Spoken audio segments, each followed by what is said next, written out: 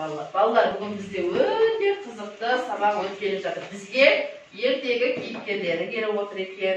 Ендеше мен сендерді бүгін екі топқа бөлемін. Мына топ жемістер тобы, мына жақта көкөністер тобы деп бөлгім келіп отыр. Ендеше балалар, сабағымызды ұйымдастыру үшін шағын психологиялық дайындық жасайық, иә? Психологиялық. Қара достым жан-жаққа. Дайынсың ба сабаққа? Орнында ма қараңдар? Кітап, дәптер, қаламдар. Тамаша, жарайсыңдар балалар, отыра қойыңдар. Балалар, өткен сабаққа шолу жасау үшін буын ұстау ойын ойнаймыз. Мен сендерге буынның алғашқы әріпін айтып өтемін. Сендер ары қарай жалғастырамыз. Жарай ма? Ән. Әнші. Тамаша. Өш. Өр. Өрнек.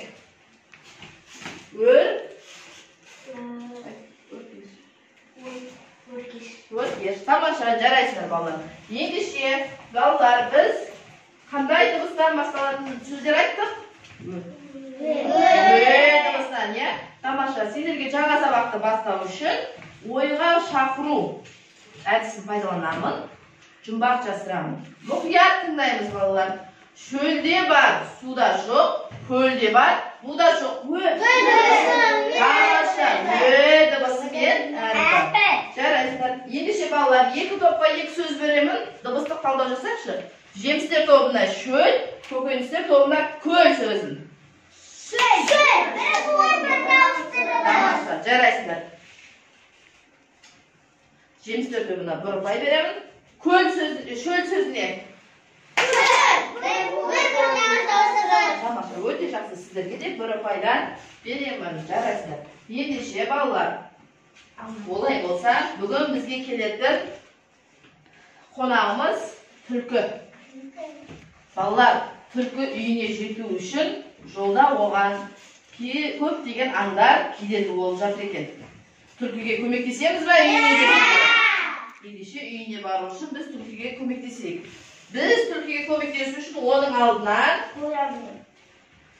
қоян шықты. Қоян түлкіні үйіне жібермей жатыр екен. Бізге қоянның тапсырмасы мынадай екен. Екі топқа кез келген қолғаптардың сыңарын табу арқылы артында сөздер. Тамаша, сендерге жаңа сабақты бастау үшін ойға шақыру әдісін пайдаланамын. Жұмбақ жасырамын. Мұқият тыңдаймыз балалар. Шөлде бар, суда жоқ, көлде бар, буда жоқ. Тамаша, дыбысымен әріпі. Жарайсыздар. Ендеше балалар, екі топқа екі сөз беремін. Дыбыстық талдау жасайықшы. Жемістер тобына шөл, көкөністер тобына көл сөзін. Тамаша, жарайсыздар. Жемістер тобына бір ұпай беремін. Шөл сөзіне. Тамаша, өте жақсы, сіздерге де бір ұпайдан беремін. Жарайсыздар. Ендеше балалар, олай болса, бүгін бізге келетін қонағымыз түлкі. Балалар, түлкі үйіне жету үшін жолда оған көптеген аңдар кедергі болып жатыр екен. Түлкіге көмектесеміз ба үйіне жетуге? Ендеше үйіне бару үшін біз түлкіге көмектесейік. Біз түлкіге көмектесу үшін оның алдынан қоян шықты. Қоян түлкіні үйіне жібермей жатыр екен. Бізге қоянның тапсырмасы мынадай екен. Екі топқа кез келген қолғаптардың сыңарын табу арқылы артында сөздер.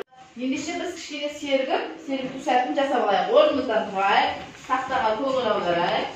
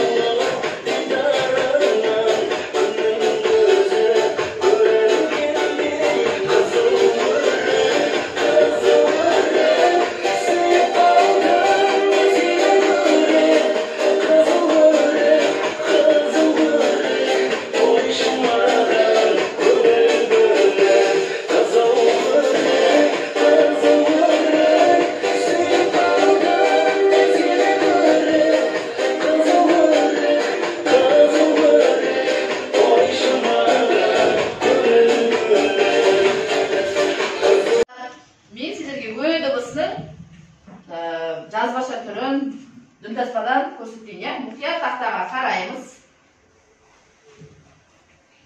Бала, жұмбақ жасырамын.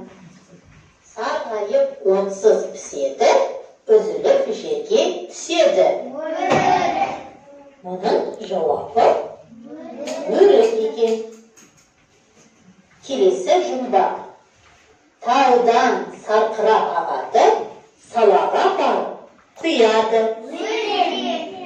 Ал мұның жауабы өзен.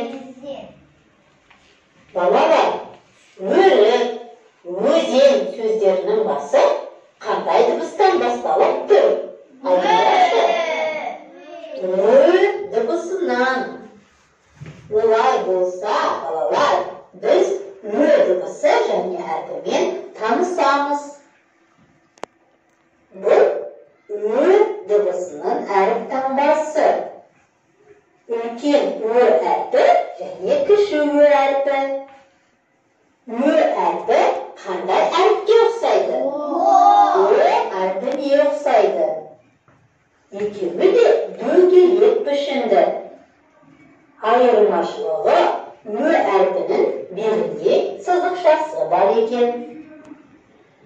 Балалар, әрпінен басталатын сөздерді атап өтейікші. Өрмекші,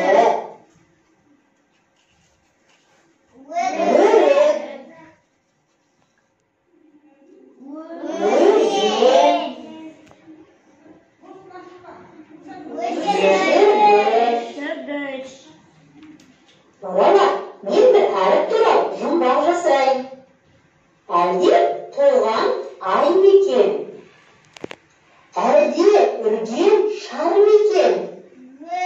Белінде бар белдігі, бұндай әріп бар мекен? Бұндай әріп бар, өрік сөзі дыбысынан басталады. Өрік ол жеміс. Дегенім өрік. Өрікті алып келіп, өзің ғана жемей, өркенге бер бөліп. Сөзі мұңға бөлек. Сөз созылып айтты. Демек дыбысы дауысты дыбыс. Оны біз қызыл текшемен белгілейміз. Балалар, өрік сөзіне дыбыстық талдау жасайықшы. Дауысты дыбыс. Дауыссыз дыбыс. Дауысты дыбыс. Дауыссыз дыбыс. Екі дауысты дыбыс. Екі дауыссыз дыбыс екен. Неше дыбыс бар? Төрт дыбыс бар. Неше әріп бар? Төрт әріп бар. Дыбысы бар сөздерді бұнда оқып жаттығайық. Кеш. Сіздер балалар, дыбысы қандай дыбыс? Дауысты дыбыс. Ендеше біз оны қызыл үйге кіргіземіз. Мен әріпмен таныс болдық, я? Ендеше балалар, ары қарай біз сабағымызды жалғастырамыз.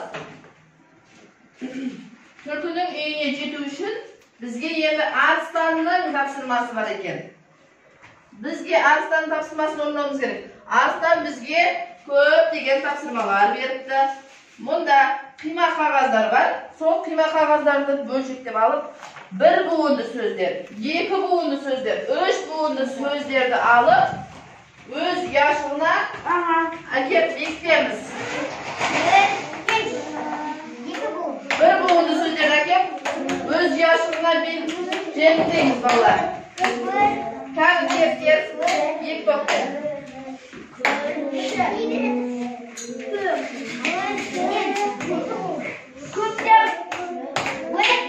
Мұнда әкеп бекітеміз. Бір буынды сөздерді тақтаға, екі буынды, үш буынды сөздерді тақтаға әкеп бекітеміз. Тез тақтаға жетеміз. Екі топқа ұпай беріледі. Жемістер тобы, көкөністер тобы. Бірген топқа ұпайдан береміз. Бір буынды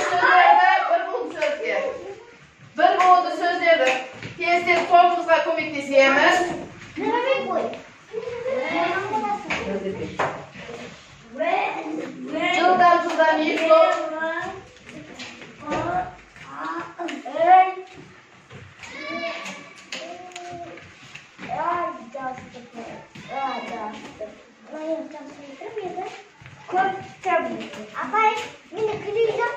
Apay. Tez-tez bir buğundu sözlerde bir buğundu sözge, iki buğundu, және üç buğundu. Tez-tez beklemiz. Жабыстырамыз. Tez-tez қағазымызды желімдейміз. Қай топ бірінші бітеді, сол топқа ұпай беріледі.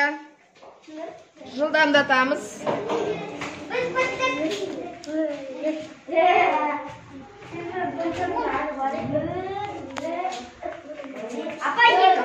Tez-tez жылдам отыра алайыз. Болса, екі буын болса, екі буын сөздерге жақсы бекітеміз. Майдана. Олдық па? Кәні. Көкен сіздер тобын. Жылдам. Көкек. Неше буын сөз? Көкек. Болма бір.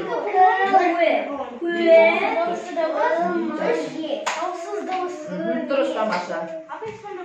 Екі буын болса, екі буынға жақтырамыз. Bir buğun болса, bir buğunға. Tez-tez бектеміз. Нан өтті, алыстан өтті. Әлі тағы тапсырмамыз бар. Тамаша. Тағдан.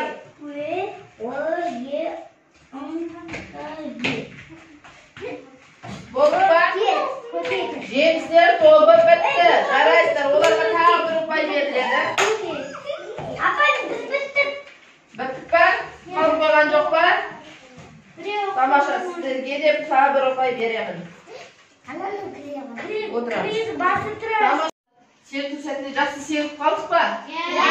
Жарайсыздар. Ендеше балалар, біз түлкінің үйіне жету үшін тағы бір аңға кезіп тұрмыз. Түлкі үйіне жету үшін, орманда бару үшін қандай аңдарға тап болды? Аң сақшасы арыстанға тап болды. Енді жолда тағы бір аң. Неге? Тәсілмесіне жолықтыр екен. Тиеннің тапсырмасы бар екен балалар. Тиен бізге мынадай тапсырма беріпті. Мұнда мына жұмыртқаларды біз дереу жинап алмасақ, түлкі барар жолда жұмыртқаларды жеп қояды дейді. Ендеше біз қазір бір түнде екі топтан келіп, мына жұмыртқаның астында тапсырма бар. Тиеннің бізге берген тапсырмалары. Осы тапсырманы оқып, біз жұмыртқаны жинауымыз керек. Солай ма балалар? Ендеше екі топтан бір-бірден келіп, мына жұмыртқалардан тапсырма аламыз. Бір-бір оқушыдан, екі топтан бір-бір оқушыдан аламыз жұмыртқа. Артында тапсырманы оқимыз.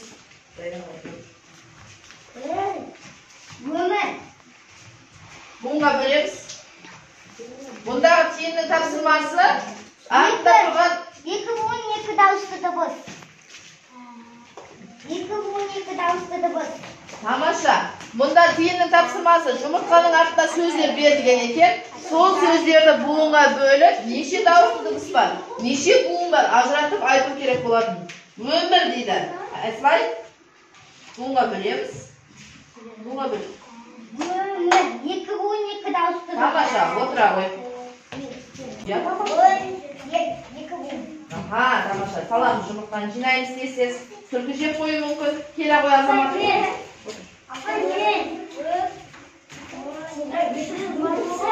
Жаңа келеміз.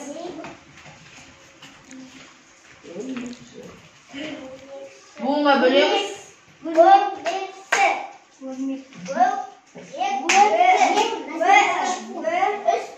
Үш буын, үш дауысты дыбыс. Тамаша. Өрнек буынға бөлеміз. Екі буын, екі дауысты дыбыс. Отыра ғой.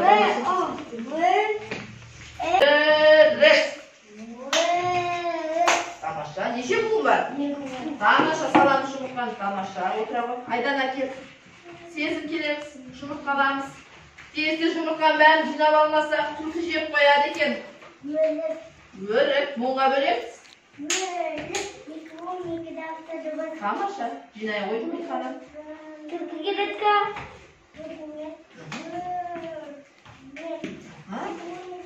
Екі буын, екі дауысты дыбыс. Өрнек сөзі. Тамаша. Алдық, иә? Өте жарайсыздар. Тамаша. Енді сендерді осы топта бағалаймын тағы да. Жемістер тобы өте тамаша, жақсы оқайда келе жатырмыз. Көкөністер тобына да өте жақсы. Жарайсыздар. Балалар, бө дыбыстан байланысты сөздер айтайыншы, буынға бөлейікші. Мен жемістер тобына айтамын, сендер бөлек айтпаймыз, аха, қосылмаймыз. Жемістер тобы ғана бөлініп айтады. Көкөніс сөзін буынға бөлейікші.